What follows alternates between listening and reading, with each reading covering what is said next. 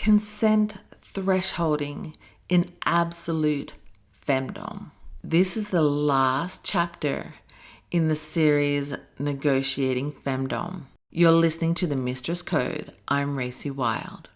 One of the main reasons people struggle to comprehend negotiation in absolute Femdom is because they are trying to understand it through the wrong lens.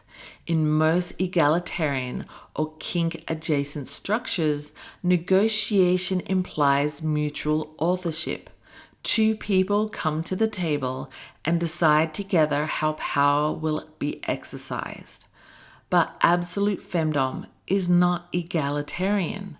It is an asymmetrical power structure by design.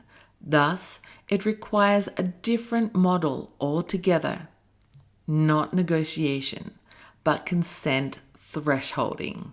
I am well aware that this undoes all the negotiation discussion. I took you on a journey.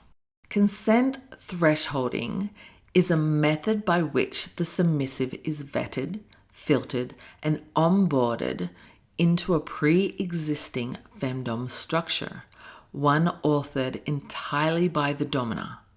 It is not a planning session for co-authorship.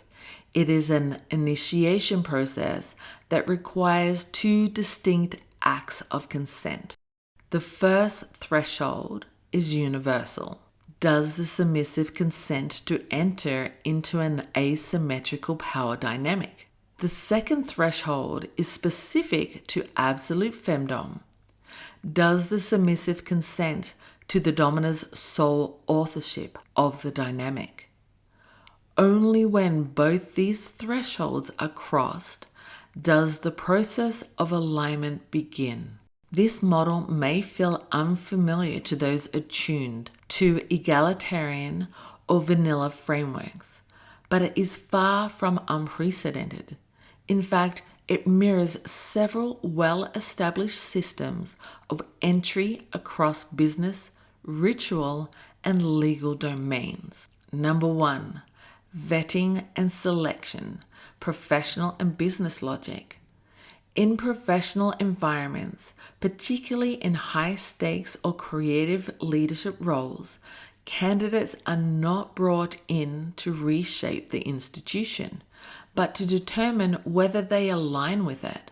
The organization already has a culture, a philosophy, systems, and a style, rhythm, and flow.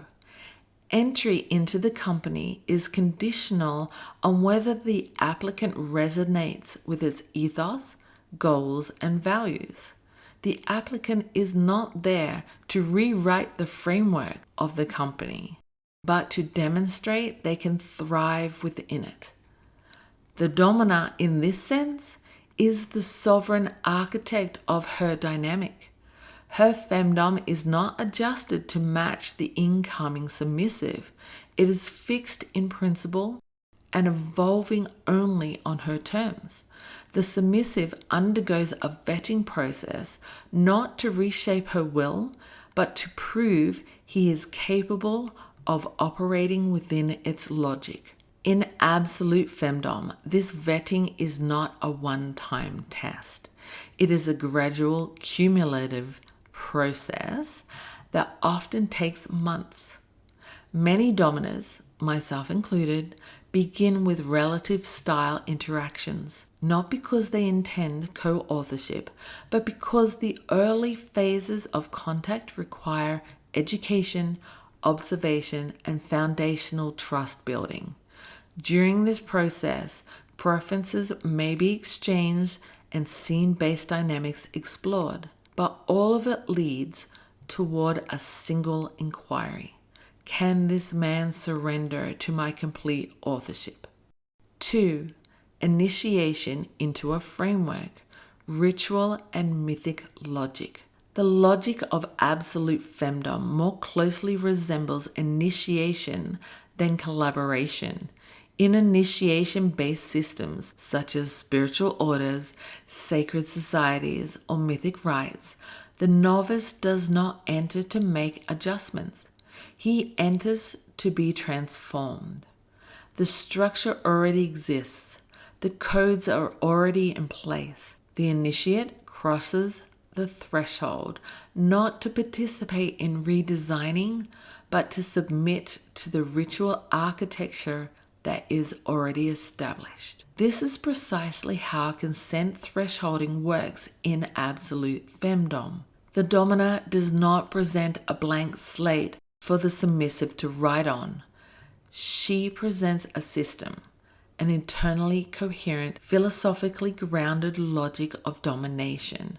The submissive does not co-design her dominance according to his likes and desires. He offers himself to her dominance. He is not authoring their journey. He is a passenger that is invited to transform through experiencing her world.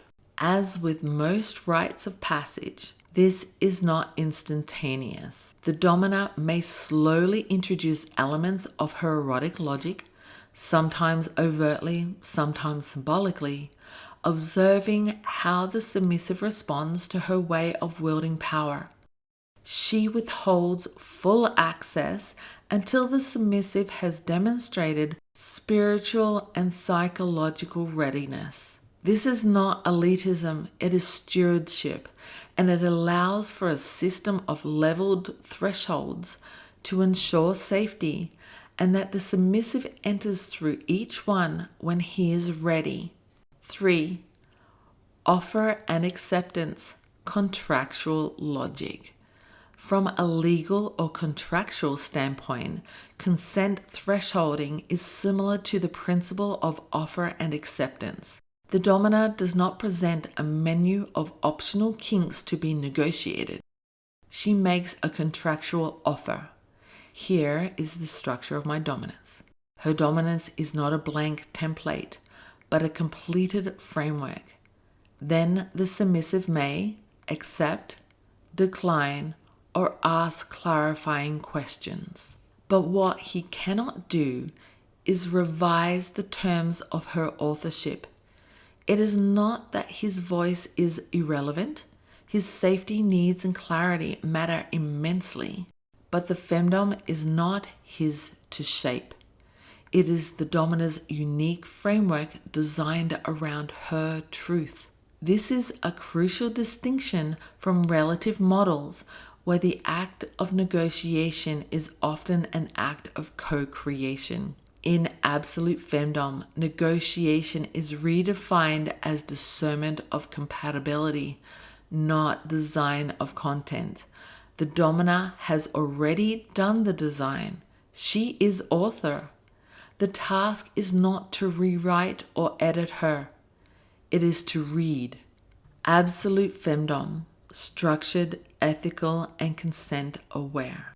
This consent thresholding model is not just a clever inversion. It is an ethical advancement on mainstream BDSM dynamics.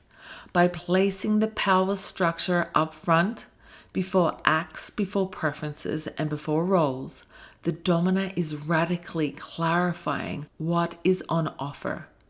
There are no surprises. There are no hidden switches of authorship mid-dynamic.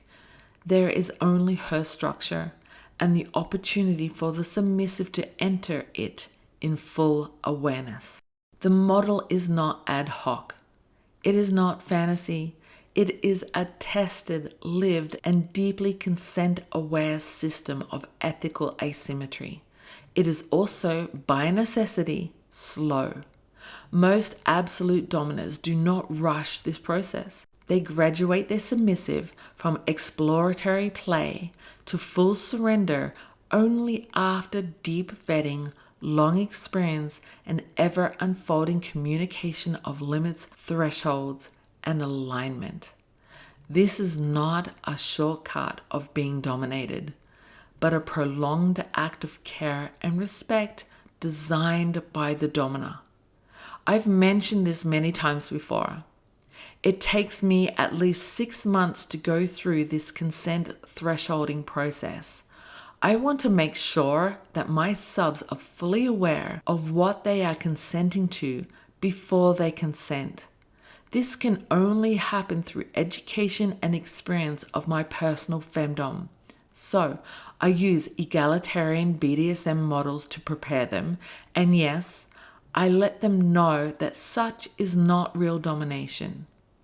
And when I feel they are ready, when they are aligned with my values and vision, I ask them to be mine. A note on the taboo. Of course, such clarity on consent, negotiation, and alternative models can feel threatening to some. We are living in a time where difference is both celebrated and feared. In BDSM, we champion for diversity of expression, but still police when it becomes too foreign to familiar BDSM and ethics. Absolute femdom is often seen as taboo, not because it is dangerous, but because it is just different, even though many advanced domina practice it. And in a culture addicted to egalitarian models of love and sexuality, the assertion of hierarchical eroticism can be misread as unethical. But let me be clear, this model is not new. Absolute femdom has always existed, quietly, powerfully, and at the edge. What I have done here is simply to give it a name. It's a way to talk about it. It's a way to teach it, and a way to protect its practitioners from being misunderstood. And perhaps most importantly, it is a way to show that real power, when understood and practiced properly, it is not only ethical, safe, or groundbreaking, but a truth that femdom can live. This is the final in the series, Negotiating Femdom. I hope you enjoyed it.